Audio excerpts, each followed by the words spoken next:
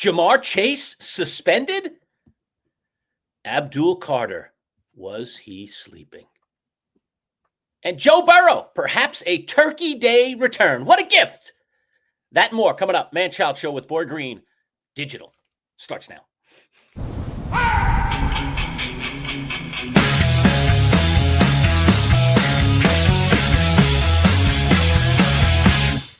Let's go! It's time for the talk to you. 'Cause when it's born, it's always coming to. If Boy Green is always on the scene, it was gonna always bring to life. So get ready, get ready, 'cause here they come. All right, a little Wednesday action for you this morning. It's our NFL segment every single Wednesday with our NFL Insider. We'll bring them aboard in just a second. Lots of little news and notes. We're getting closer and closer, still a week away from all the Turkey Day games. So here we go. Get ready for Thanksgiving, everybody.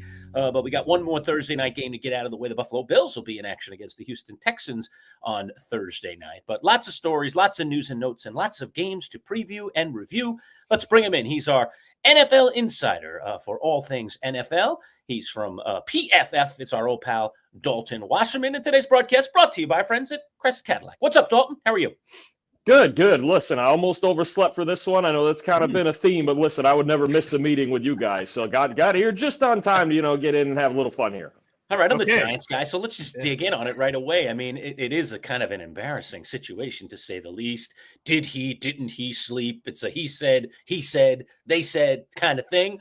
What do you make of it all? It's Abdul Carter, and we were talking with our Giants insider about this a little bit earlier this week. Is Abdul Carter perhaps needing to improve his level of maturity? That maybe there's a lack of maturity here in terms of the way he has answered this call and the way he has kind of, I use the old draft day movie analogy. Is he our guy Bo Callahan, and is he doubling down on the lie? Like the $100 bill. Yeah, fellas, it was in there. That whole story. All right, go ahead. Comment on Abdul Carter and the sleeping incident. Yeah, I think sometimes it's just not as public as missing the first series of a game or anything like that where people start to question it. But I think young guys go through this, right? You come up through college, you're the superstar, you're the third overall pick. And sometimes in college, those guys can get away with things, right? And I think in the NFL, and it kind of speaks to what the Giants, what they're trying to figure out with their leadership, with the coaching staff and everything else, how they need to go about holding players accountable. So I don't think it's a big deal long term. We really didn't hear much like this about Abdul Carter at Penn State. And this is the first time really that at least I've heard anything of this nature about him. So the discipline was handed down, and hopefully it's just kind of the process taking over and the discipline of a young guy getting a little bit better as time goes on. All right, we got breaking news coming in here. I love it when we get to do this here on the show, Dalton. So we'll get your first, 100%. Give us the Sports Center thing. Here it is. Shedeur Sanders officially will be making the first start of his NFL career against the Las Vegas Raiders. That just coming in seconds ago, so he will get the first start. Last week, of course, he had a relief appearance for Dylan Gabriel, who was battling a concussion, and it appears Dylan Gabriel will not be ready, so in turn, they go to Shedeur Sanders, who did have a chance at the end of that game to make things interesting against Baltimore, was unable to do so. Dalton Wasserman, your first blush reaction to Shedeur Sanders making his first start. What do you think of it? Certainly there's going to be calm and cool responses all the way around, no matter how he plays, right? But no, I think, look, I'm somebody who was a big believer in Shedeur Sanders coming out of Colorado and going into the draft. He certainly was better than a fifth-round talent, right? We all can kind of agree that he didn't drop to the fifth round because of his talent level. This guy can play. I think, you're dealing with a tough supporting cast here in Cleveland. The Ravens are a tough matchup with their defense playing a lot better last week, and he was coming in cold off the bench. So now I think it is interesting to see him with a full week of practice. Yes, with the ones, as they say, he hasn't gotten any reps with the ones before, which is standard operating procedure for most backup quarterbacks. I don't think that should have been a surprise to anybody, but I believe in his ability to run the offense. He's got to not bail out of the pocket so much and take too many bad sacks, but I think he could lead them to a win this week against a Raiders team that's really struggling. What's crazy about this to me, Dalton, and tell me if you agree, is that I almost think there are people inside the Browns organization rooting against this guy going out and getting it done.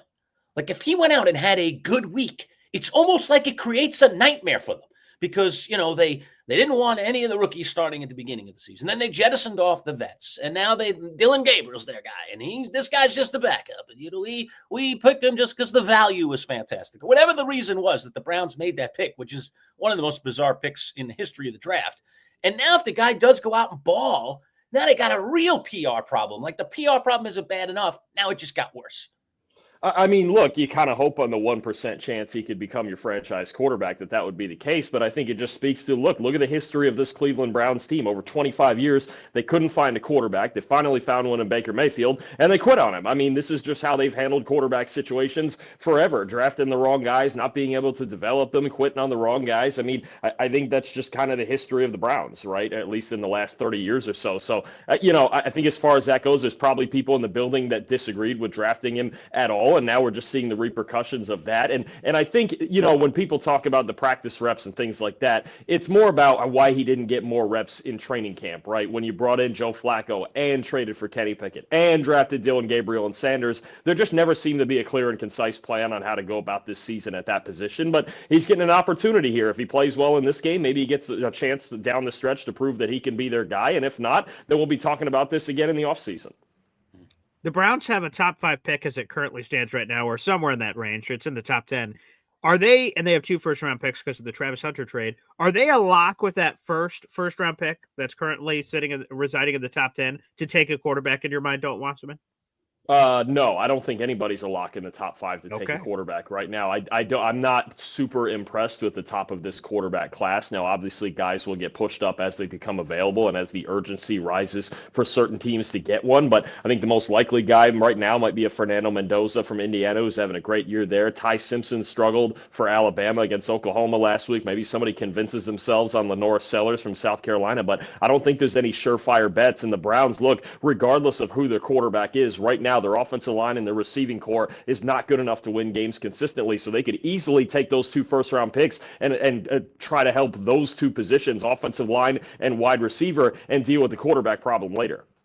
Dalton, we've got some viewers out there looking for, I think, kind of some fantasy advice here. Jamie, the FedEx guy, one of our longtime fantasy players, not particularly asking about fantasy, but he really is asking about fantasy here. He says, is there a no-name receiver out there, let's just say a lesser-known guy, obviously they all have names, all right, that could have a huge game, like a Luther Burden on the Bears or someone like that? He's looking for a diamond in the rough, I suppose, off the waiver wire or something, or maybe to trade for. What do you think? Is there anybody out there that's going to have a big one like, say, Michael Wilson did for Boy Green against me in fantasy last week? Oh, good grief. I'm trying to think of some matchups in this one. Burden's a pretty good call because, Caleb Williams has been making a lot of plays lately. I'm curious to see if we can get a second solid game out of Xavier Legette from Carolina. He had a big touchdown last week, started to make some plays, and it's a guy who's really struggled through his first year and a half. And against San Francisco, they've given up the most completions in the NFL on throws of 10 or more air yards. And if Bryce Young can keep the confidence he had last week, throwing the football downfield, didn't really have it the first half of the year, and then found it against Atlanta last week, I think Xavier Legette might be a guy to look out for to make 3 or 4 big catches. All right. Speaking of no-name receivers, if my boy Shadur could help out my guy Tillman. He's been Cedric Tillman kind of quiet. He was hurt for a while. Could Shadur give Tillman some value? I'm sorry, BG. Go ahead. No, I was just going to ask. You mentioned it. Again, me beating you in fantasy football. Boy Green greater than Manchild in fantasy football. I appreciate. Why don't we pop up the standings and we'll have it's not immediately available. I'm having some Wi-Fi issues over here. Not sure what's going on there, but what I can tell you is that Michael Wilson was a big reason that I won this past week. I'm curious, going over to you, Dalton, on Michael Wilson.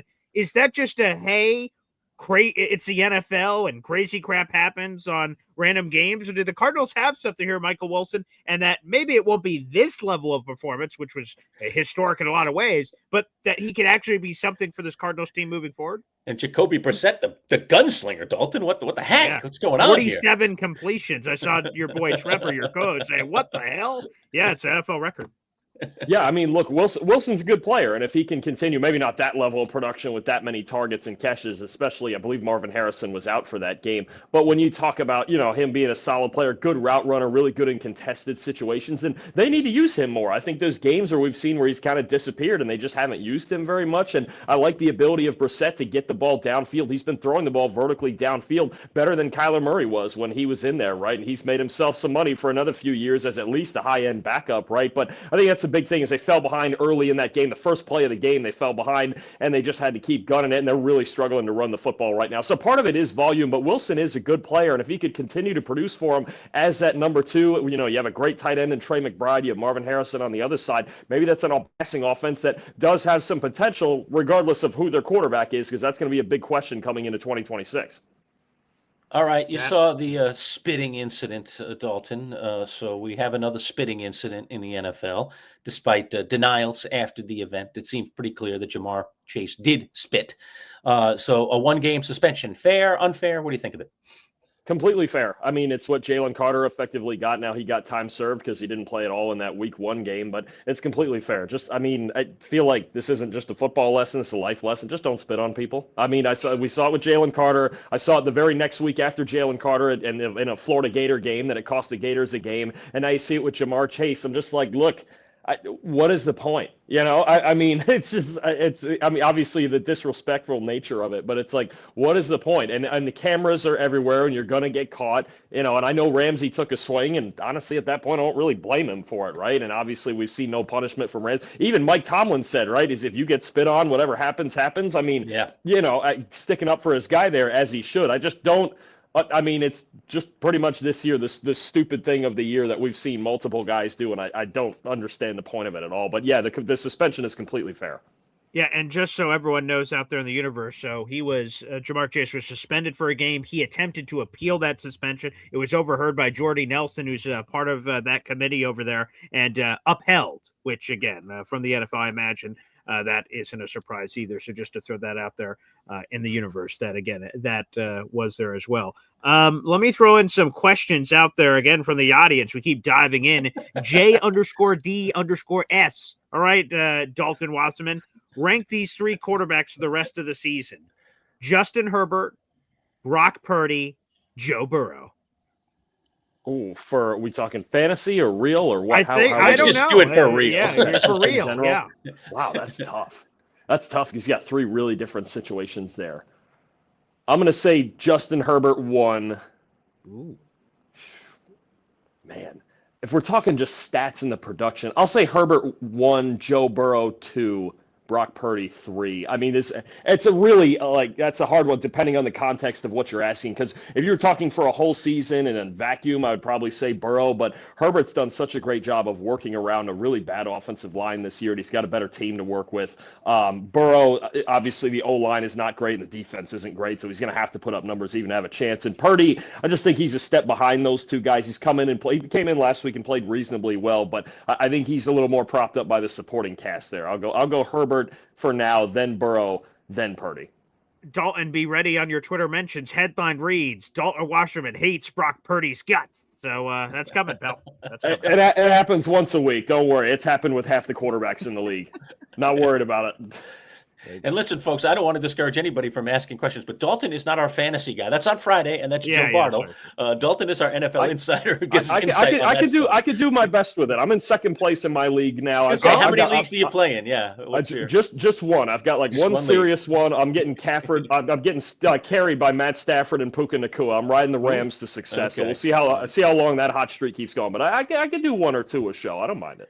Let's talk about Joe Burrow for a minute. The thought is here that he is back practicing with the team and that he is targeting himself, and we'll see if the team is going to be in agreement with him to be back. They do play on Thanksgiving Day, and he is hoping to play on Thanksgiving Day. Does it make any sense for Joe Burrow to come back this season? Forget about this, in another week and a half.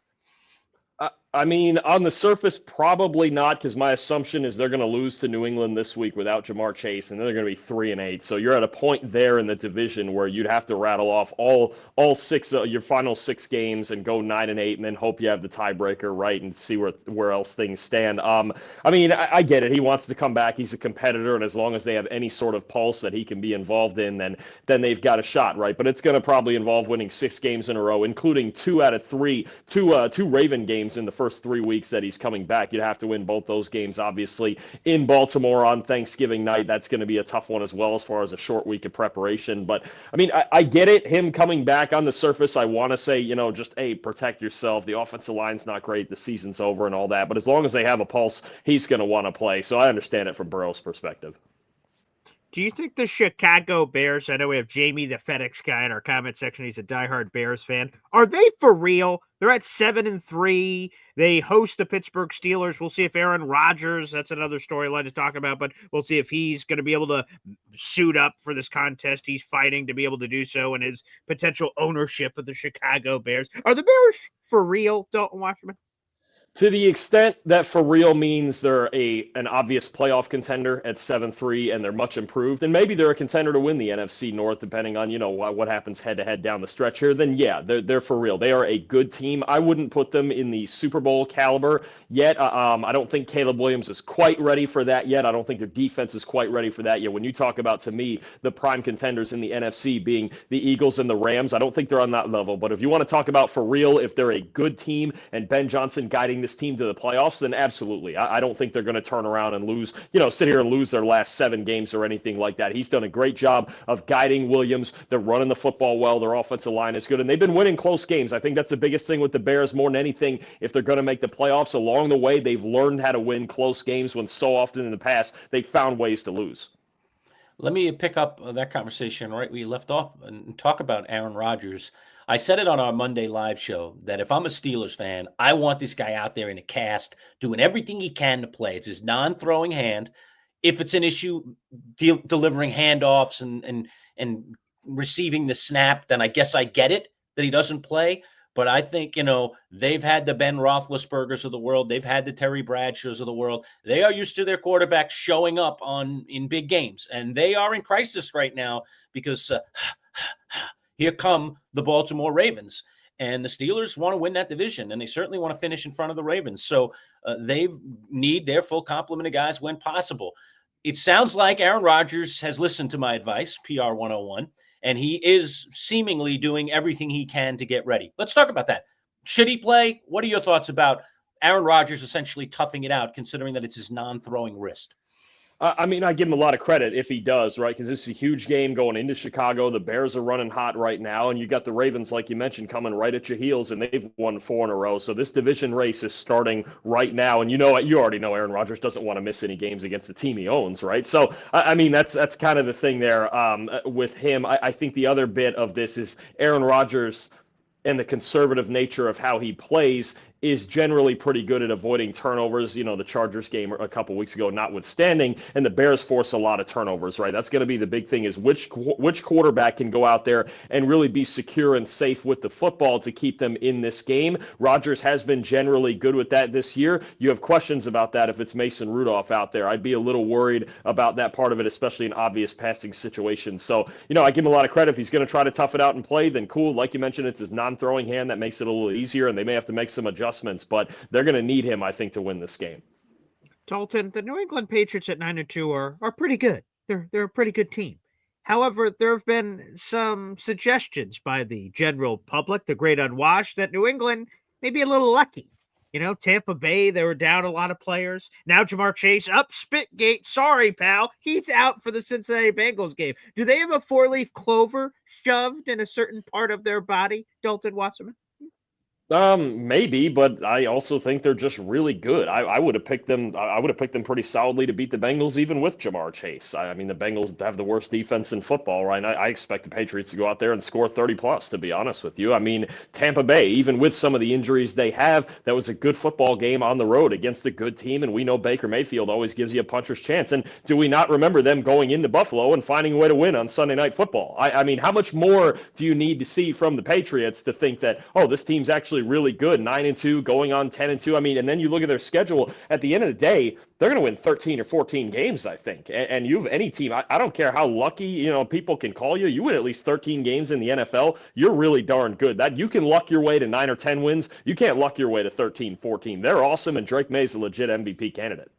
We're talking to our NFL insider, his name, Dalton Wasserman from PFF. Today's broadcast brought to you by our friends at Crest Cadillac. Let's just take 30 seconds to learn a little bit more about our friends from Crest. Cadillac certified pre-owned vehicles, exclusively available in Central New York at your participating Cadillac dealer, Crest Cadillac. Each one must meet high standards and receives a 172-point inspection, along with a 1-year unlimited mile warranty after the original warranty expires. Come into Crest Cadillac in Syracuse today for exceptional offers on Cadillac certified pre-owned models. CrestCadillac.com. All right, back with Dalton Wasserman talking all things inside the NFL. Dalton, let's get into this week's schedule. The game I want to highlight is certainly one that Vegas is playing tricks, I think, on the bettors about. It opened at 9.5. I'm talking about Kansas City hosting the Colts. The Colts coming off a bye with a fantastic record. Okay, and very efficient play all year from their quarterback, Daniel Jones. They have the best running back in football right now, and Jonathan Taylor, who's just exploding every game, coming off a massive game where he rushed for over 200 yards. And it opened at 9.5. Now, it has shrunk down to 3.5, but still, Kansas City favored by 3.5 over a team that has far more wins than they do. Let's talk about that game. And what is Vegas doing to us here? They're playing with our minds. Is the 9.5 the open from the preseason? What are we looking at here? It's insane, right? There's no way on Sunday night or Monday it was 9.5. Is that real? It is real. And I think what happened, Dalton, is this is Vegas knowing that everybody wants to be on Kansas City's side because they know how desperate Kansas City is and how important this game is to them, especially coming off that last week loss. And the thought is, how do we get people to pick Indy? Oh, make it 9.5 and it'll all go over there. And they did. And now the thing shrunk all the way to 3.5. And maybe you have a little bit more of a realistic spread here. I mean, they are home. So essentially it's almost like a flat spread, 3.5 and you're at home basically means, the odds makers think it's even Steven. Go ahead. I'll just tell you, just to give the source real quick, I use Vegas Insider has always been our spread choice for all our games. So yeah, that's what they had it at 9.5. Okay then. All right, that seems a little disrespectful to Indy, doesn't it? I mean, even at 3.5, you get the hook. You get the hook there. Absolutely. I might take the Colts. I might take the Colts anyway. That's just good betting. I mean, the Colts offense is still really good. Now, Daniel Jones hasn't been quite as safe with the football lately. You look at our numbers, 9 turnover-worthy plays over the last 2 games. That's not great. So he's got to protect the football better. But I think Shane Steichen is going to put him in position to do that. I think they can go in here and run the football well. And then there's going to be a half dozen times or so where it's going to be Jones versus Steve Spagnuolo, and those will be the biggest plays of the game. But I'd be curious. I think at this point, 10 games in, we have to really question what this Kansas City offense is, right? I mean, last week against Denver, they just couldn't create any explosive plays. And I know the last few years they've made the Super Bowl by kind of this death by 1,000 paper cuts approach. Well, it's not working right now, and they're not running the football well. So I think you got a fascinating – I do think it's going to be a close game, but the idea that Indy Open is that big an underdog is kind of – it's just wild to me. I mean, they're 8-2 with arguably the best offense in football. Yeah, and some of those, talk about those down the field things. Mahomes missed a few. Like, he doesn't usually miss throws. He had Worthy on one. He just missed them. There were a couple of throws there that I was like, that's Patrick Mahomes? What the heck is going on with Patrick Mahomes now? I thought we had this offensive thing solved. It was just a defensive problem in Kansas City. Apparently, there's still an offensive player a problem, as you just noted. Go ahead, BG. Yeah, just more breaking news. This one's from the Atlanta Falcons that it's official that it's not surprising, but still breaking nonetheless. Michael Penix is officially out for the season with a torn ACL. And the thing that I just want to throw over to you here, Dalton, for folks who, and you're uniquely qualified to answer this question as someone who does both college and NFL coverage. If people know the Michael Penix story, this was not the first season-ending injury he's had. Unfortunately, Michael Penix has had several of them. I have some of the history here for people who don't know. 2018, torn ACL. 2019, season-ending shoulder injury. 2020, torn ACL. 2025, another torn ACL. I mean, man, what is like? Obviously, the Falcons used a top 10 pick on him, so you got to think he's still their guy no matter what. But man, the devastating injuries. He wasn't playing great this season. A lot of questions here. Yeah, I mean, and that was on top of, what was it, a bone bruise or something? He had his foot earlier in the season as well. So I think that was really a big concern. On top of, look, his 2 healthy years at Washington, he was outstanding. He was one of the best quarterbacks in the country. But this is something that came up with taking Penix this high was, he's got a long injury history, and these aren't just, just being banged up or missing a game here and there. These are major injuries. Each of his 4 years at Indiana involved a season-ending injury there. So, I mean, you look at this and it's very concerning, right? And I think I was reading during the break there that he's going to be out at least 9 months, right? That puts you out into at least the preseason next year. And what is the Falcons, what is their solution at quarterback next year if he's not ready? Because that 9 months a lot of times is on the minimum side of these ACL tears. It could be anywhere from 9 to 12. So now you have a major question. It's not going to be Kirk Cousins. They can't keep him on the payroll, but they may have to figure out some sort of short-term quarterback solution when it comes to the beginning of next season as well. This is about as bad a news as they could have gotten out of this. Yeah, no doubt. Let's talk about a couple other games I want to hit with you, Dalton. One of them, an NFC East battle, the Eagles against the Cowboys. The Cowboys kind of showed something in their last game. First of all, we know they are a very potent offense, and obviously Dak and those 2 receivers, dangerous against anybody, but it has been that porous Dallas defense. But now with the addition of Quinnen Williams and getting back some guys from injury and the other guy that they added, I'm forgetting his name right now, the linebacker, all of a sudden they've got like 5 new starters in that lineup the other night, and it actually looked pretty decent. Give me your thoughts about the Cowboys moving forward here. Yeah, I think this is the step up, and we're going to see the real test of how good this Cowboys front 7 is. But you're right, Logan Wilson there at linebacker coming over from the Bengals, a veteran presence, getting DeMarvion Overshown back from injuries big time, because that linebacking core really, I thought, was something that struggled even more so than their defensive line and their D-line, obviously. You guys and I, we came on here and talked about how we thought the Jets really won this Quinnen Williams trade, and I still believe that with the 2 picks that they got. But Quinnen Williams is pretty darn good. We've watched that for a long time there in New York, and he's a guy who can change just the dynamic of your defensive line, right? He's your top defensive tackle. You can get Odigizua out of there and run situations and then put him in passing downs. You've got Donovan Ezeraku, the young second-round pick off the edge, who's playing really well. I think it's a great test for their front 7 against an Eagles offensive line. We're not sure if they're going to have Lane Johnson out there at right tackle. That's a big deal. And look, even in their wins lately, the Eagles offense hasn't looked very good. So we're going to find out if that front 7's for real. If it is, they have a shot to win this game, because you could argue the Cowboys should have beat Philly week 1 in Philly. 100%. You can strongly make that argument. Again, Dalton Wasserman here of PFF here for just a few more minutes. Another game I wanted to throw at you, Sunday Night Football. Tampa Bay Buccaneers, LA Rams. It looks juicy. Tampa Bay, of course, has fallen on some rougher times. It hasn't been as great as it was earlier in the year, and the Rams look like a nonstop locomotive that's coming towards you. What do you think of this NFC clash? I'm a little worried about the Bucs defense in this one. To me, when they get to play more veteran quarterbacks that can see what Todd Bowles is trying to do to them, they have some issues, right? He's got a long history of really dominating against younger quarterbacks and rookies and things of that nature. But when those veteran guys can see the blitz packages and understand what Bowles is trying to do, it's a problem. And Stafford is obviously one of those guys at 36 years old, right? And I would argue he's the MVP of the league right now. And the Bucs' problem also on defense is when they don't blitz, they really don't get a whole lot of pressure. It's not great. So when you can't get pressure on a guy like Matthew Stafford, and if this Rams team is able to pass protect, I think you're in for a long night. I really like the Rams in this matchup at home. Well, Dalton, the game of the week, the one that really matters to this show, is a game where I don't know where Vegas's head is at. 13.5 points. I really don't get it. That's the Baltimore Ravens hosting my partner's New York Jets. He's got a beard shave on the line here, Dalton. If the Jets don't come through and get the victory, he's going to look a little more like you than he looks like himself. So give me your thoughts. Are you saying they got a chance? That's what he wants to hear. Wait a minute. You got to shave the beard if the Jets lose to the Ravens? Wait. Let me just clear this. Wait. What's the bet here? That seems too easy. Yeah, it wasn't with me, by the way. Go ahead. Tell him about the bet. Okay.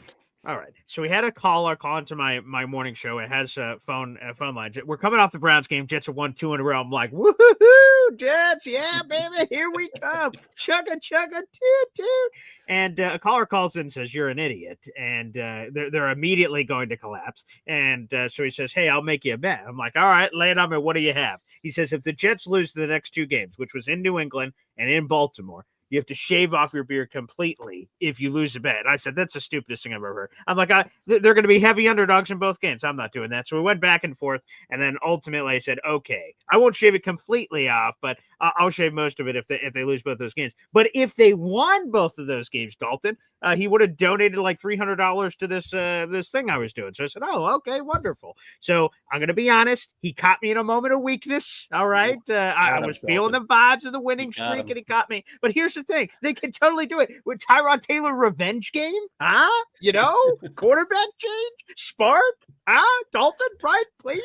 Maybe? I mean, it's certainly something. In theory, the passing game should look better, although we're not setting a very high bar there, right? They've been under 100. They've been under 120 passing yards in 4 of the last 5 games. So if he can hit at least 120, I guess that's an accomplishment. But I got to be honest, I'm not in on this one in Baltimore. I really love, actually, more than anything, the way this Ravens defense is playing. Man, Kyle Hamilton and those guys in that defense have gotten a lot better. The way they've played during this winning streak, I have a hard time, even whether it's Tyrod or Fields or whoever, I have a hard time seeing how the Jets are going to score a lot of points in this one.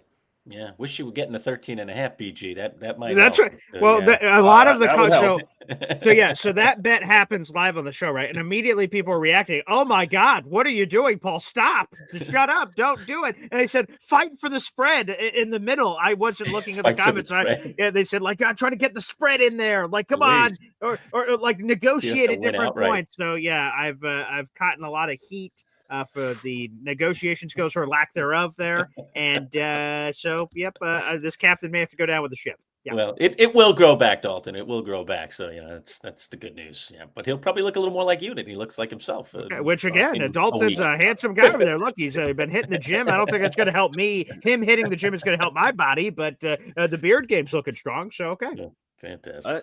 I mean, whatever works, man. I would have at least maybe negotiated, maybe even an alternate spread, maybe a 7.5 or something like that. Yeah, right. Work the line down or something. You talk about you talk about taking a gamble right there, man. I don't know if I'd be betting a beard on Jets Ravens. That's tough. He thought he had 2 swings at the pinata. Dalton. Yeah, that's sure. the problem. Patriots are like a short week trap game, but the problem is too. Once you say it on air, they've got it recorded. Then it's a wrap. Yeah. Once you make the deal, it's the virtual handshake there. Once you say it on air, then it's the gospel.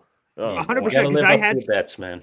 Yeah, that's a caller called into the show today and said, "Hey, you're Paul. Screw the bet. What's he going to run down to your house and attack you with a shaver? Screw him." And I said, "No, I'm a man of my word, man. If I just say screw that, then every bet in the rest of existence doesn't mean crap because I can just cancel out on it when I want to. So no, I'm a man." Again, the Jets better take care of business here, but I am a man of my word, damn it. And if that happens, let it be known. And here's the worst part. So if you didn't think that was bad enough. So my dad calls into the show. He says he calls me a moron for taking the bet in general. Calls me an idiot. I'm like, thanks, Dad. And he's like, hey, how about this? Let's make it more intense. I'm like, well, I don't think that's necessary. He says if the Jets lose to the Ravens, so we'd find that out around 5:00 on Sunday Eastern time if that were to happen. Between that and Thanksgiving, if people on my channel donate 100 memberships, we will live stream my beard being shaved off. And I said, what the hell? I didn't sign up for that. And then all the fans went, yeah, great idea. Yeah. So now, unfortunately, there's another layer of the bet. So it just keeps getting worse, though. Yeah. Oh wow. Yeah. Now you're being incentivized to do it, man. Yeah. You're putting yourself in a bind here, man. This is a real bind. Bad bind. Not ideal. Bad bind. But here's the good news. And Dalton, before we get you out of here real quick, the positive news is while my beard is still on my face, me and my dad are flying to Notre Dame, heading to South Bend. Again, you do both NFL and the college football show at PFF. So give me anything you can on this. This is awesome. Me and my dad are diehard Notre Dame fans. He raised me on it. I did watch Rudy last night, Lurch. So I watched that and I was tearing up a couple of times. I haven't seen Rudy in a long time. I'm going to be honest. This is like a stupid thing to admit. Vince Vaughn, I totally forgot he was in that movie. I forgot that he was a running back. And I saw like, is that Vince Vaughn over there? Anywho, but so I did get my game ready for that. And we're going out there for a couple days to see Syracuse Notre Dame. So Dalton, as their college football guy on top of the NFL stuff, any advice, anything heading into this? Because it's Notre Dame, and that would be special if you're just a college football fan, let alone being a Notre Dame fan. Like, this is going to be special. It's going to be hard to take it all in. I mean, for sure. You said you haven't been there before, right? Been to South Bend I have before? Never been there for a game or nothing, just to visit. I've never been there. I only did it once for the playoff game this past playoff run when they beat Indiana. So I'd never been there before. I don't know much about the town. I would say just, if you haven't been to the campus before, walk around campus and, get a feel for all of that. It is a very nice campus, obviously, and touchdown Jesus and the whole thing, all that stuff at Notre Dame. Do all the traditional stuff that really goes on pregame, especially. Get there early. It's an electric atmosphere. I know I was there for a playoff game, but I'm sure it's electric every single time in that building, and especially with Notre Dame, look, they got to beat Syracuse and Stanford to get in the playoff. They got to be liking that road right there. So it is a big game in the sense of, it's a must win. Their last two games are must wins, but I'd expect a pretty dominant showing from the Irish there. Yeah, there we go. It's fun time. South Bend's a great place. All right. Thank you, Dalton. Always good to talk to you. We'll catch up with you before Thanksgiving, my friend. Absolutely. Appreciate you guys as always. All right, there he is. Dalton Wasserman, PFF, giving us some love on all things NFL. Always appreciate his insight on all of the games. Boy Green, a lot to unpack there. What's on your mind? We had some breaking news there. That was interesting again in the middle of our interview. Right, a couple of times. I think Shedeur, well, again, I guess neither of them were surprising, right? Because like Dylan Gabriel had a concussion, and as me and you have talked about extensively, it's been on an extra week now for all the concussions. Correct. We saw last season and before when they put the original concussion protocol in place that guys who, quote, had mild concussions, if that even exists, were able to get back by the next week. Okay, if they cleared the tests. It was very possible. Now they've complicated the tests a little bit more and have kind of spread out that, well, you can't clear this hurdle until a day or 2 days after you clear this hurdle. They just changed the protocols. I don't know exactly what they are, but I've talked to enough insiders to understand it. Right, so like it's nearly impossible. So it's nearly impossible if you get concussed on Sunday that you're coming back the following Sunday. It's usually at least one game, and then we'll see from there. And most guys are getting back in 2 weeks. Okay, we've seen that consistently. So thought was he's not going to be there. But let's talk about Shedeur, because I said it to Dalton there, and I really believe it to be true. This whole thing has been such a disaster for both the Browns and Shedeur. Okay. Sure. Poor Shedeur is, I shouldn't say poor Shedeur, but Shedeur has been, victim of being pushed so far down the depth chart that it was almost like he couldn't be seen when it all began, with both Pickett and Flacco, and then them drafting Gabriel, and then them also drafting Shedeur. 4 quarterbacks don't fit on an NFL roster, So first he has to start his NFL career in that situation, all right? And then it kind of progresses and things start happening with the injuries and stuff. And all of a sudden the trade deadline comes up and they just decide they're just going to clean house with the vets. And so, and again, what is Cleveland thinking here? Mysteriously, they ship off both the veteran quarterbacks and now leave the whole team to the 2 rookies. All right. But still, they don't want Shedeur, and they're even being cagey about saying Shadeur's the backup. Like, what more punishment did this poor guy need? I mean, like, what has he done? I mean, I understand he hasn't done anything in the NFL, but what has he done personally to not be named a backup in that situation right away? The fact that they even delayed that, got cagey about that was weird. Press conferences were like, that hasn't been decided yet. What's to decide? You got 2 damn quarterbacks that are worth anything on your roster. One guy's a starter, one guy's a backup. It's pretty simple. It's math. There's nothing hard here. So I don't understand what they're doing to essentially keep him down. Mm-hmm. And then now they find themselves in a situation where he has to play because he's the backup and the starter's hurt. Okay. And the starter, by the way, hasn't been playing all that well. All right. Been pretty pathetic. Well, right. It's been a disaster so far in terms of the starts that he's gotten. Maybe not his fault either with the way that this team tends to handle things. And now he's in there and they're still like kind of bad mouthing him. They're still like, saying weird, cagey stuff. Where's the we got confidence and, Shedeur is coming along and, the coach stuff that we're supposed to hear. And instead they're like, if they said earlier this week, if Gabriel clears the protocol, he will start. Why would you even say that? Number one, nobody's clearing the protocol in a week. It's pretty much proven fact in the NFL this year that nobody's clearing in a week. So he's not. Okay. And then why? And then it's just another stab at Shedeur. Sure. And just don't say anything about who started. Wait. Say, we have to wait until the end of the week. And then once we find out what's up with Dylan, then we'll let you know. Yeah. That wouldn't be a stab in the back to Shedeur. But the idea that Dylan will start if he clears the protocol is clearly across the face of Shedeur Sanders. What's the problem here? What has this young man done besides have Sanders as his last name? What's the problem? I just don't get it. He Yeah. needs to get out of Cleveland if he ever wants to do anything in the NFL, in my opinion. Go ahead. Here's the thing: if any of you guys are on Facebook, you can set your relationship status. There's single, engaged, married, but there's another option. It's complicated. I used to be on Facebook. It's complicated is what you could put. This thing's complicated. My feelings are very all over the place because ahead of the Browns Ravens game, not this one, it was the previous one. Adam Schefter dropped a bomb in article form that during the draft, the Baltimore Ravens were going to select Shedeur Sanders, and they were going to turn in the card. They call Shedeur and say, hey, you want to be a Raven, basically? And apparently he says, no, I don't. I don't want to be a Raven. I don't want to be a backup to Lamar Jackson. There's no path, basically, to starting lineup. Don't draft me. I'd be displeased with that selection. So the Ravens go, all right. Whoop, whoop, whoop. They switch to whoever the hell they pick, and Cleveland ends up with Shedeur.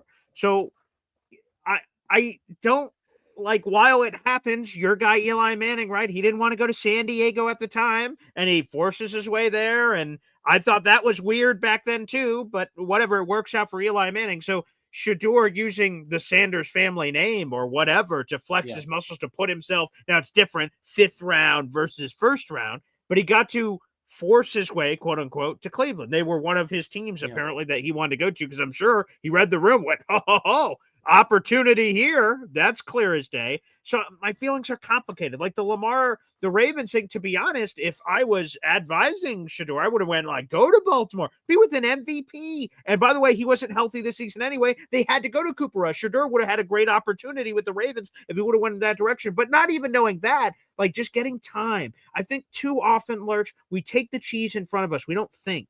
We talk about this NIL thing and the draft, right? Yeah. Dante Moore is the Oregon quarterback. Not to go on too much of a tangent here, but he's the Oregon quarterback. And apparently there's a $2 million NIL check sitting on his desk if he wants to come back. Or he could go to the draft. If he goes to the draft, you get the immediate rush of millions of dollars and your life changes forever, even though it's a little bit different in the NIL world. But if you're not ready, you get that immediate dopamine rush and then it's over. If you stink as a quarterback, you're not getting that second contract. It doesn't matter. If you go when you're ready, you get that rookie deal and you get the 2nd, 3rd, 4th, and all these big contracts. So, sometimes you don't take the cheese in front of you. I think Shedeur took the cheese of, let me go to a place I could start immediately. I'm ready to go. But there weren't enough people in his camp around him saying, maybe you're not ready to go to be a starter immediately. Let's go to the best place. Ravens, world-class organization. Lamar, like it could be an idol for you. Look at him. He's a terrific quarterback in the league. You could get to learn from him, marinate, be around him. And if your rookie contract runs out and the worst thing you did is for 4 years, you learn from Lamar Jackson, not too shabby. And you're going to get another NFL opportunity coming off that. So that's a complicated thing for me. There's stuff like that on the Shedeur resume where I like look at it sideways, but there's others to everything you just said, which don't seem to make sense. If the Browns obviously thought that Dillon Gabriel was a better quarterback. Dillon Gabriel was taken in the 3rd round. Shedeur was taken in the 5th. But if they really didn't want him, and if you look to the camera shot from the draft room when they drafted him, and Kevin Stefanski and Andrew Berry doing like the most tepid golf clap of all time, it looked awkward. And now everything that's happened, it just resonates and reiterates everything we thought during the draft, that they didn't want him and there's some higher power thumbing the scale to make it happen. And now it's just awkward. It's just incredibly strange. So now they have no choice. Shedeur's the guy. And I imagine he's going to look good against this Raiders team. They stink. I mean, look what the Cowboys did. And I know the Cowboys have a prolific offensive ability, but man, I think Shedeur's going to have a really good performance. And then what? You said emphatically, oh, Dillon Gabriel's a guy if he's healthy. Well, now what? If Shedeur balls out, you're going to send him to the bench. Everyone in the universe is going to be in an uproar. So it's a massive drama situation. But again, to me, my feelings are it's complicated because Shedeur has done some weird self-inflicted wounds during the draft process and pre-draft process. And also there's another side of it that he should get his fair shot too. So it's complicated. It is complicated. I think everything you said makes total sense, and I'm not in disagreement with any of it. But what I would also say is Shedeur isn't the first.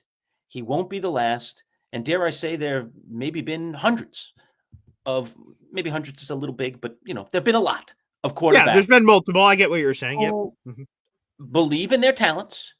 Yep. And don't want to be drafted by a team like the Ravens. Great organization. I agree with everything, again, you said about the Ravens organization. But they have a quarterback, and that quarterback's going to be here likely for the next 5 years. Okay? Unless something happens to Lamar Jackson injury-wise, he's probably still their quarterback 5 years from now. Maybe at that point it starts winding down. So if you're Shedeur and you have dreams of being a starting quarterback sooner rather than later, playing for the Ravens is not the place you want to go. They've got a guy that there's no way they're sitting him until it's done.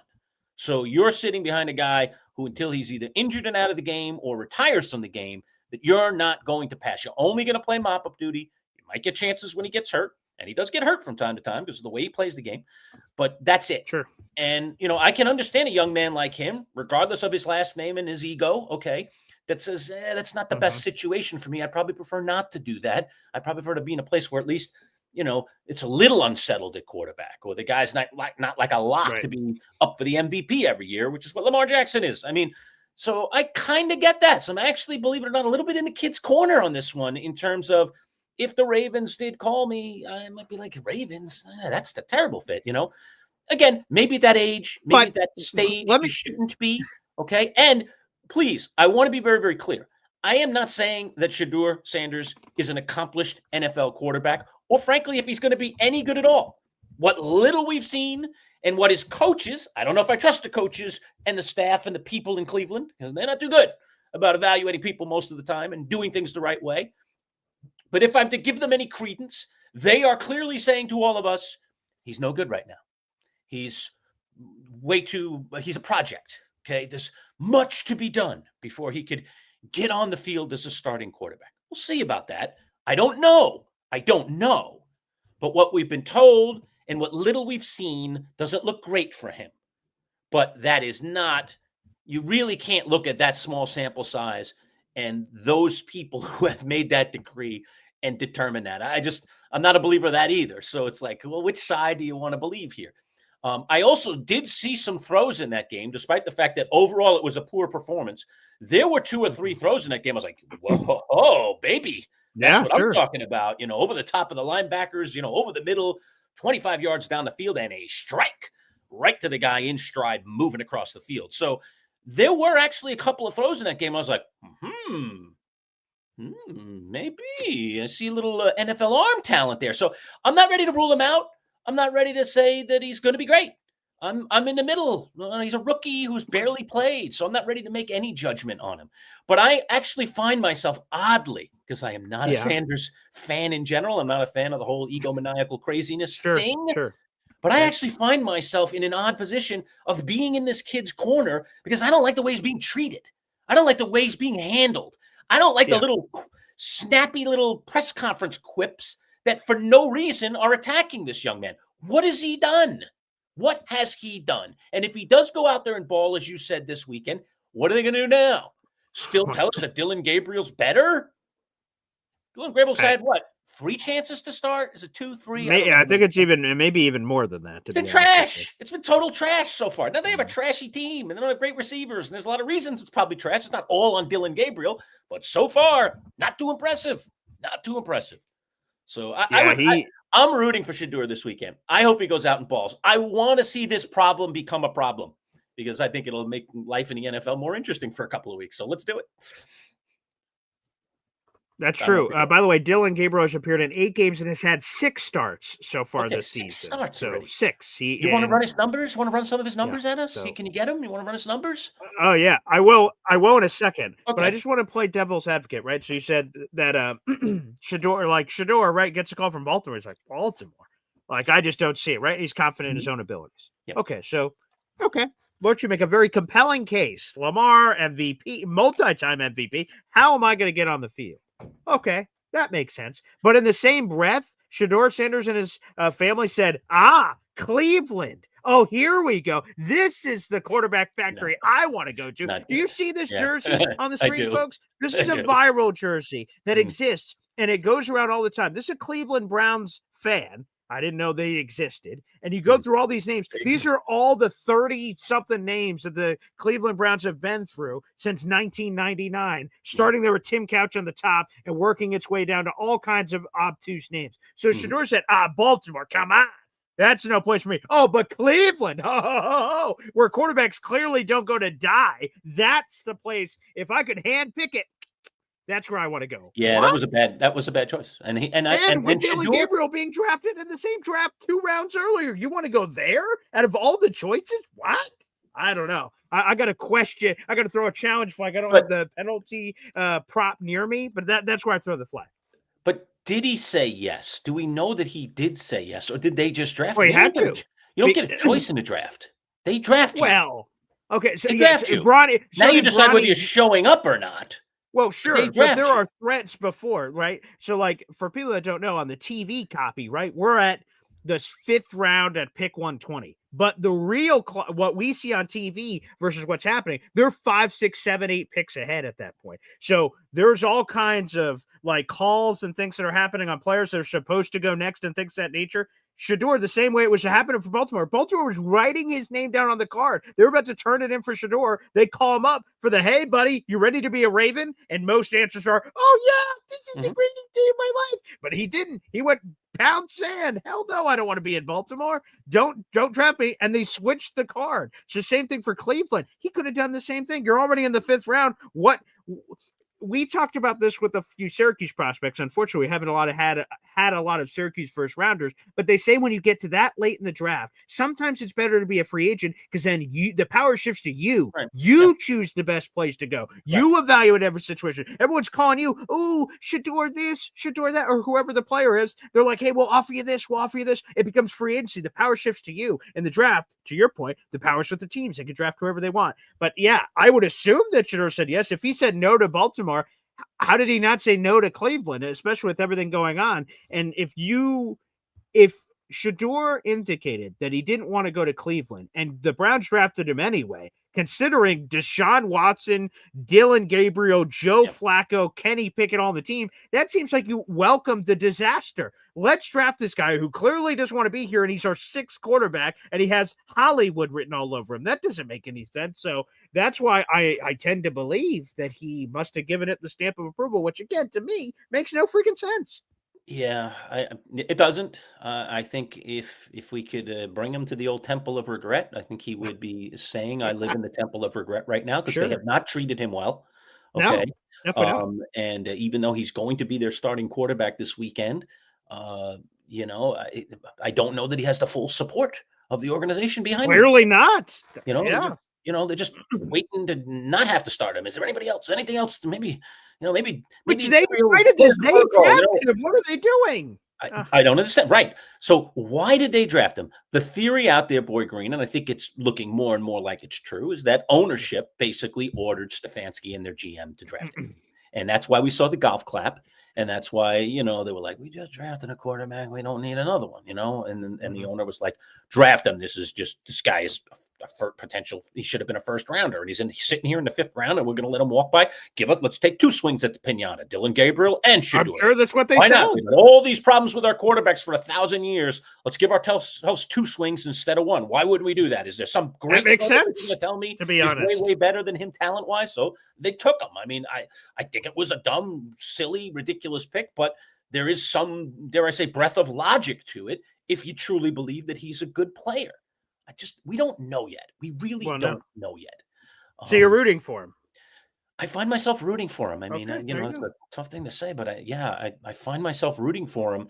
And it's mainly just because I see him being treated poorly for no reason. Look, some people popping up in the comments with some thoughts on that. Okay, so here's one right here from Macho Talk Sports. He says, Sanders gets killed from the media in the NFL for picking where he wants to go, but Eli did it, and no one batted an eye, and so did John Elway, and the list goes on and on. Well, Lurch, you tell me this, because this is good. I'm glad Macho brought this up, right?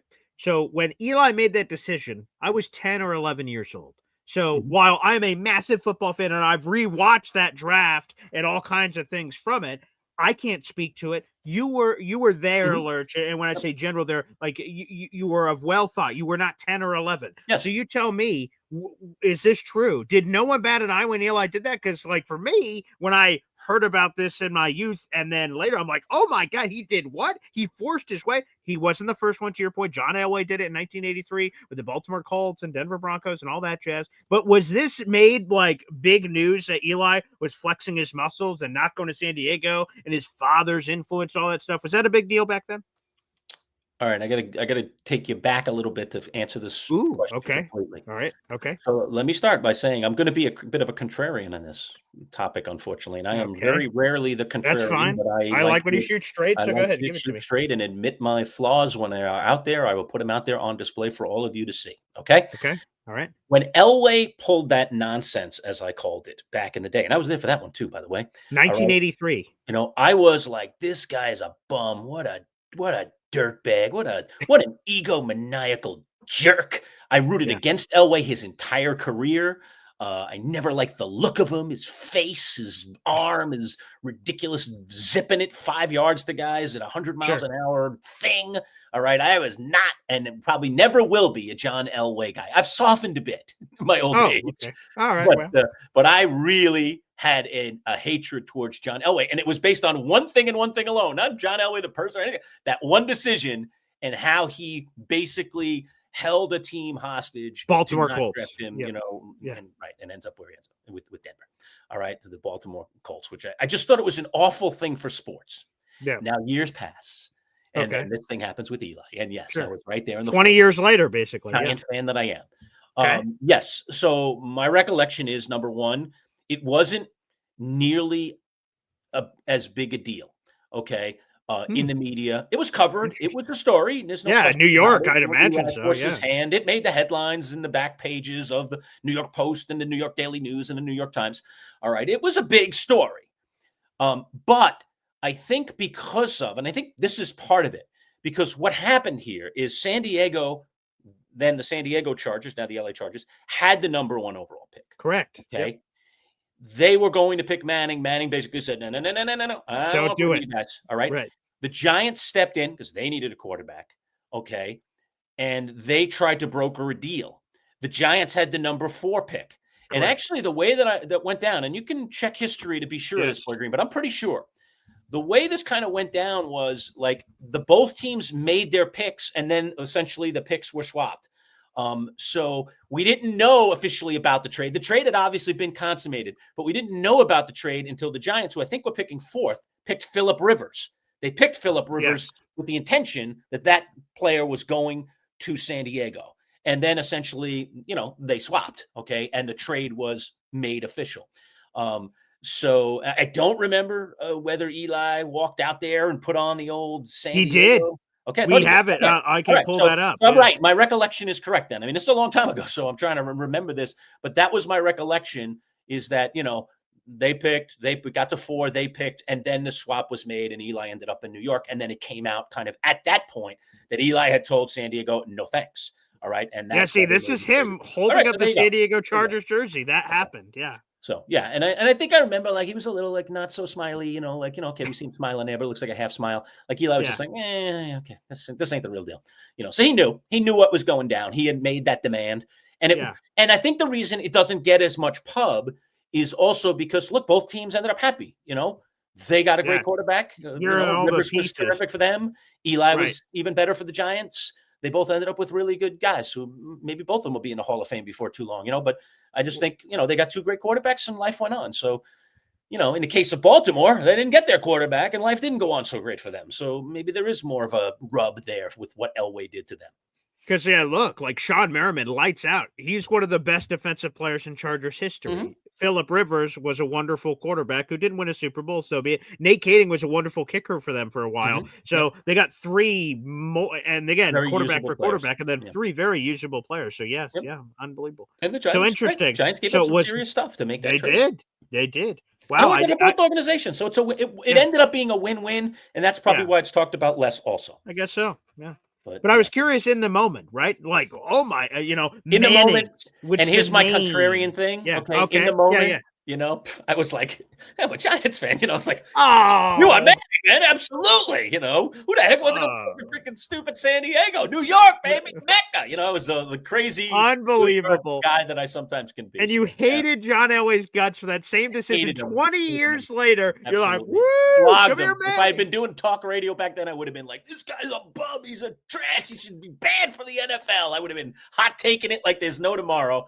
And he came in and I was like a church mouse over here. That was great. Yeah, good. I wouldn't want to play for San Diego either. Cool. So, yeah, I am the great contrarian on that. That just shows you sometimes what your fandom can do to you in certain situations, how you become so damn tainted. I try never to be that guy. I always try to be the neutral guy, even though I have fandom and I wear it on my sleeve. I still will say, all right, but I can still see the forest through the trees here, you know. But on that one, I was kind of like, fair enough. I like that Manning name on the back of that jersey. See, it's sitting right behind me. All right, you see that Manning name right there? There it is. All right, there it is. Pretty legendary. Is that the Super Bowl ball above it? You know? Yes, it is. So no, that's a different autograph ball. Remember, the Super Bowl ball looks like a regular ball. Oh yeah, that's true. Right. I actually had it up there. I squoze it in there for a show or two. All right, where I put I wanted to see if you noticed that I had the ball back up there. So normally I do. Keep your eyes behind me, Boy Green. Okay. One of these days, the other ball, which is the Eli David Tyree ball, autographed by both guys, the catch, the game, a ball from that game with all the insignias, the actual game balls from that game. It wasn't used in the game, but it was set to be used in the game. It just never got on the field. And yes, I have that ball, and it is autographed by both guys. So yeah, you might see if you see a brown ball up behind you, and you kind of see an Eli Manning autograph, because I usually kind of turn it so Eli's facing the camera. That's the ball.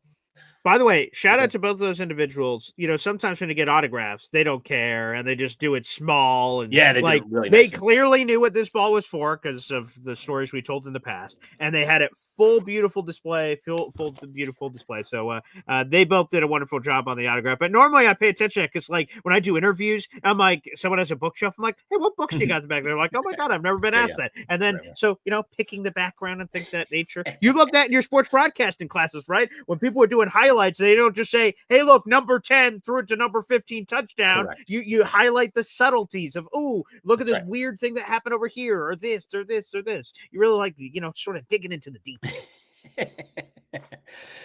So there you have it. So that was quite the convo on that. There you go. Hey, thank you for that comment, Macho. Yeah, that was great, and that's very, very true. And here, one other on the Browns. That's where this all started. 41 starting quarterbacks since 1999 for the Clowns. Good Lord. I'm going to assume that that's a good stat. I don't know anything. Yeah, about that sounds. I'll verify that. But Stranger. I love the little coded names. I love that too. That's very nice. But it's 2025, Lurch. There's a lot of quarterbacks. My God, that's a lot of quarterbacks. That's the mess that Cleveland is. And then I don't know why I feel bad for Shador, because he's he comes with a lot of baggage. Apparently, he comes with a lot of baggage, but I feel bad for him because they're just raking him, and it's not right. It's tough for him to defend himself right now, and they keep putting in positions where he can't really defend himself. So the only thing he can do to answer the call right now is he's getting an opportunity this weekend. He has to cash in. Okay, 100%. He has to deliver. If he can deliver, then he starts to get into a position of power a little bit more. Then he can say a few things. But in the meanwhile, he can't really say anything and playing lousy. They're lousy. They're losing games. He got a little bit of a chance last week. It didn't look so good. You're not speaking from a position of power. Everyone's just going to say you stink. Don't talk. All right. Yeah. But if you don't stink anymore, then you're allowed to talk. So, and I don't know what he's going to say. Hopefully he says the right things, but he's been put in a terrible position there. And I'd like to see him get out of that to see what he can or can't be. I'm curious. I'm very curious. He has a last name that has a lot of pedigree in NFL lore. And I want to see if that pedigree, as it often does, outweighs the things that he doesn't have as an NFL quarterback and still makes him a starting quarterback or maybe even something greater. If it's to be. I don't know if it's to be. There are lots of sons in the world that make it all the way to the pro level and aren't that good. Is Bronny James ever going to be anything to speak of? Probably not. He's got an amazing last name. But is he ever going to be anything? I mean, he's probably lucky even to be playing on the Lakers. So, I want to see how this works out. And what Cleveland is doing right now is they're not letting anybody see. Right. And they're humiliating and embarrassing the kid. And I don't like that. So. All right, let me go to more breaking news. Shout out to Big Al. I did see this. Marvin Harrison Jr. is out again. Remember, he had appendicitis, so he missed the previous week. He will miss again. And Big Al, I appreciate that. Just made a switch to the fantasy lineup. Michael Wilson, you're back in, young man. Here's the problem. You know what? And I know people are going to feel really bad for this first world problem over here. I've got too many good receivers. Stephon Diggs, great. George Pickens, great. Justin Jefferson, great. Michael Wilson, now you're in the lineup. Now I got Michael Pittman. He's got to ride the bench, and that feels terrible. I wish I could replace one of my terrible running backs, and I put Pittman in there again. But I got too many good receivers, so we'll see if I can make some more moves at running back. Good Lord. I was hoping Harrison was going to play this week for a lot of Michael! reasons. Nice. Hey, back in the lineup, baby. Just made that change. Nice. Get back from appendicitis. I don't know. Maybe still got stitches or something. I don't know. I've never had it, thank God. I had a scare, like whatever it was, a couple months ago. I'm like, oh my God, did my appendix back to explode? And it's not. Again, I'm no doctor, but it might just be because he still has an open wound or something. You know, like even could be. You know, like it's probably tender, I would imagine. Yeah, put a guy in harm's way that way after. You know, I mean that can be, again, it's routine, but somewhat serious too because it developed all the way to appendicitis. You know, it's not just we see a problem, let's get your appendix out. That's routine. Now you get an episode, and then that leads to appendicitis. Now we got to get it out right now, which is what happened with him. So yeah, that's what happened to my dad too. That it was about to burst, and as they were going in, it did burst, and it cut into a lot of his organs. It can be very dangerous if your appendix blows inside your body. I have one more comment to get to before we sign off and get to some of our other interviews today. Badshaw said, BJ and Lurch, y'all need to watch Speak No Evil. James McAvoy from Splittin' is in it. Ben, we need to tell y'all, I keep forgetting, same type of thriller movie. Yeah, James McAvoy has a series of these kind of movies, so I know, Lurch, you struggled to get through. Is the content a little better in Speak No Evil, or is it even more like? I don't think I've seen Speak No Evil, or I just can't remember it. Maybe I flip it on. I'm like, oh yeah, I totally saw that. The name isn't ringing any bells, but I have seen a lot of James McAvoy. Again, has there's 2 or 3 of these split movies. So yeah, I don't know. I was just wiggling in my chair during that movie. I like I said, I enjoyed the movie. His performance was outstanding. I was just wiggling in my chair though because I was just so like the line's so close to reality. What's he gonna do to these girls? Realistic. These 3 young girls. I'm like, what's he gonna do to these girls? Because this is a weird bleeping dude here, man. Like, what is gonna happen here? Is this gonna be really disturbing? That it's really gonna bother me after I turn this movie off? You know. About what he does, and fortunately that doesn't happen in the movie, but you know it was getting close. It was like very close. That line, which is turned into that crazy beast guy, and you were like, oh Lord, I mean, is it just going to start tearing people's limbs apart here? You know, like what is going to happen here? But good suggestion, thank you, Batch. I'll check that if I haven't seen that already. I'll double check, but appreciate it. Okay, as they say, we're just plumb out of time. We've got some really great content coming your way this week, though. We're going to be rolling out an interview, Syracuse facing Notre Dame. We will ask our Notre Dame insider all about his take on the whole Notre Dame pageantry. We're going to be talking with Ryan Roberts, who's covered Notre Dame for years and years. So we're going to do that. So that'll be dropping very, very soon. We've still got our usual live with Joe Bartle, of course, Survivor tonight, back on the beam for a live Survivor post-show. All right, that'll be right after Survivor tonight, about 9:45. Brett LaBelle back in the house with us. We've got Anthony Prohaska coming as usual, and Jake Asman. Asman, yep. So yeah, that'll be coming later this afternoon. So plenty to come. Big week of content as usual. Please, if you're not already a subscriber to our channel, just subscribe. Boy Green, you want to throw up the link there one more time.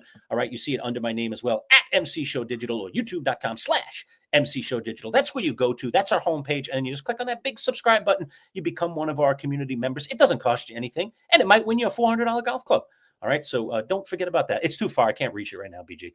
It's just a little too far away for me to grab it. So just envision it. Close your eyes. Envision it. All right, I'll put a video out there to show you. Maybe I was going to say, then you'll never have to grab it again. Just boop. No, I can't hit it. Then I'll make a mark on it or something. I was going to say I'll hit it in my yard or something, like drive it into my neighbor's house or something. That'd be fun. Anyway, yeah. So you can win yourself a free golf club just by. If you want a chance at it, subscribe. It's free to do. All right. Okay. So we got to go for today, but lots more content coming, folks. Thanks for joining us. Always do appreciate it. Thanks for all the dialogue and the comments, for all you that contributed there, and for those who just come along for the ride and watch. We love that as well. All right. We'll see you soon. Take care.